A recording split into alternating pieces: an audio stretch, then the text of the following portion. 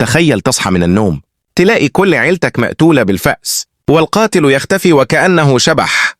ده مش فيلم رعب، ده اللي حصل بجد في بيت صغير بولاية أيوا سنة 1912.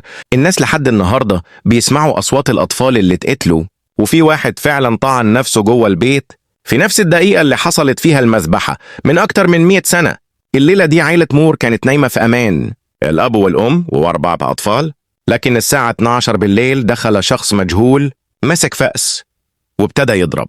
لما الصبح طلع القرية كلها اكتشفت الجريمة، لكن القاتل ما تعرفش لحد النهاردة.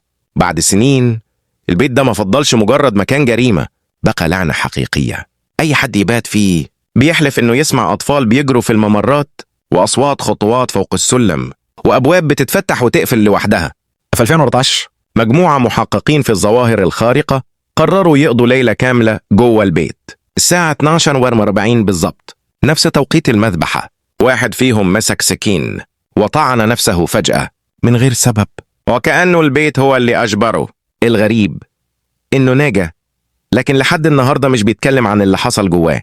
دلوقتي البيت مفتوح للزوار، تقدر تدفع فلوس وتبات جوه، بس اللي جرب بيقولوا إن في حاجة بتراقبك من أول ما تدخل، وإنك عمرك ما بتخرج زي ما دخلت. البيت ده مش مجرد جريمة قديمة، ده مكان بيفضل يعيد المأساة على زواره كل ليلة. السؤال دلوقتي، لو اديت لك فرصة تبات فيه، هتجرب ولا عمرك ما هتقرب؟